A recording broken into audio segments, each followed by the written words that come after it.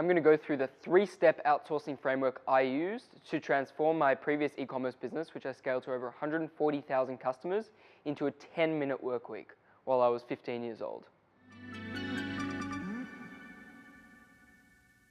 Here is the exact 3-step outsourcing framework I used in my previous business.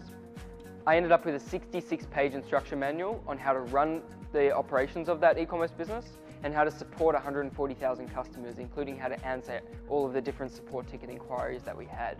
So my team in the Philippines used to go through the 66-page manual, also work to improve it and automate it for me, including for enterprise customers. So you can actually do this and integrate it into every single part of your business, from marketing to sales to operations to support to HR. You can actually automate and processize all the different operations of your company. The first step is to actually do it yourself. So once you've done something a few times, that's normally when I use it as a trigger in order to write something down to document what you want to outsource.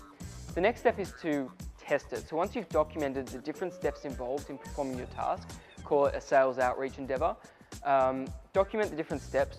You then give it to someone else. It can either be a team member, someone offshore, or even a friend or family member, and ask them what they think of the process. Have them run it a few times. Have them ask you questions. If they've got any questions, add that into your document and your process. After that, you'll be able to improve the process and then be able to scale the process by actually giving it to someone in order to have them utilize the process as part of the business. So by the scaling phase, you've actually got a full process that's been documented, tested, and improved already and utilized as part of your business and working for you day and night. Remember, you've got 3 shifts in a day, not just a 9 to 5. So if you have a global team of freelancers that you can access, this becomes even more powerful because you've now got a 24-hour operation behind you where your competitors only have an 8-hour shift. Now, the second step is to automate.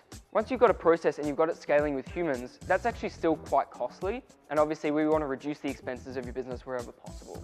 So that's with things like Zapier. Zapier is an automation platform where you can actually have different software products working together in different workflows and campaigns, and they might be able to deliver certain aspects of your process. So in a sales process, for example, you might use a tool like reply.io, which is hooked into Zapier, in order to trigger an automated cadence of cold emails that are sent out to your prospects. That's an example of a Zapier automation. The next thing you can do is custom development. So that's when you can hire a developer in order to create other different macros that you could run within your process as well. And the third phase is still utilizing humans, but this is why I built Speedlancer, and it's a workflow management system. So Speedlancer creates workflows that work with our customers' processes in order to have multiple freelancers work together in a certain order to actually deliver the outcomes that they need. So it could be as part of a sales campaign, we can have someone do the prospecting, someone finding all the different leads, someone enriching those leads, someone setting up those reply.io campaigns, testing new copy, sending the emails out, and working with Zapier to trigger the workflow. So when you start to integrate the custom development, the Zapier, the Speedlancer workflows, this is the supercharging phase. Anyone can develop a process, but who can supercharge their process to actually minimize cost? So that's the 3 different aspects to consider there. Now, the third phase is discovering. So this is discovering new processes of your business that you can choose to outsource or automate as part of your enterprise. Now, this is also the phase where most people don't consider. They don't do the research that they need to do. A lot of these processes are already written down on platforms like Process Street or Medium. People often love to write about their processes. Copy those, take some artistic license, and actually use that as part of your research. Tell your team, hey, we've got this process, let's decide to automate it. Once you take that leap, you then perform 1 and then 2 again. Now, the second phase of this discoverability component is QA. So as a founder, your job is to propel your business forward.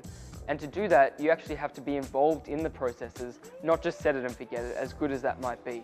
Now, you can create custom processes, around the QA phase, but to start with, you want to do the QA yourself. So that's delving in, having weekly meetings with your team, having those stand-ups, having those catch-ups. This is where you as the founder can add the most value.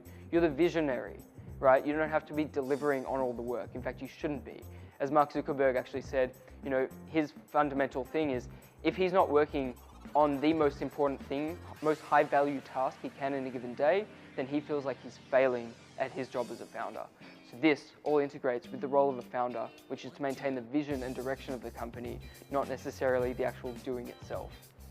You have a goal you want to achieve, right? So QA helps you find the gaps in the process and then helps you go back to 1 and 2 in order to automate and create new processes and so on.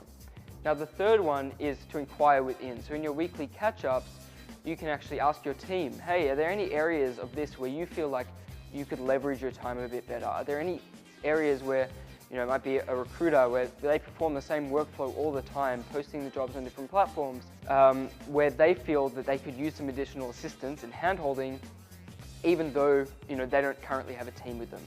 So that is essential because you can now help them to run this workflow themselves, the creation, automation, and then discoverability.